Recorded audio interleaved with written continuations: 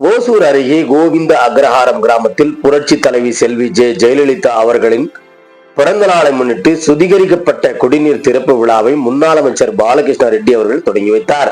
கிருஷ்ணகிரி மாவட்டம் ஓசூர் மாநகராட்சிக்குட்பட்ட பேகப்பள்ளி ஊராட்சிக்கு உட்பட்ட கோவிந்த அக்ரஹாரம் கிராமத்தில் பல நாட்களாக சுத்திகரிக்கப்பட்ட குடிநீர் வேண்டும் என அப்பகுதி மக்கள் கோரிக்கை வைத்திருந்தனர்.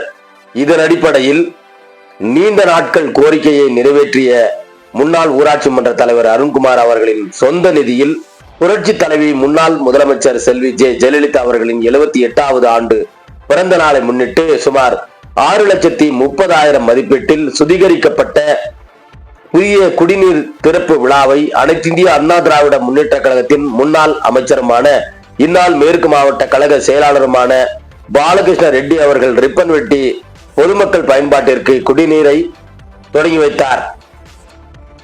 இந்த நிகழ்ச்சிக்கு சிறப்பு அழைப்பாளர்களாக ஓசூர் ஒன்றிய கழக செயலாளர் ஹரிஸ் ரெட்டி, பேகப்பள்ளி முன்னாள் ஊராட்சி மன்ற துணைத் தலைவர் பாண்டியராஜ், வெங்கடசாமி, கார்த்திக், அமைப்பு சாரா ஓட்டுநர் அணி மாவட்ட துணை செயலாளர் முன்னாள் கவுன்சிலர் முரளி உள்ளிட்டோர் சிறப்பு அழைப்பாளராக கலந்து கொண்டனர்.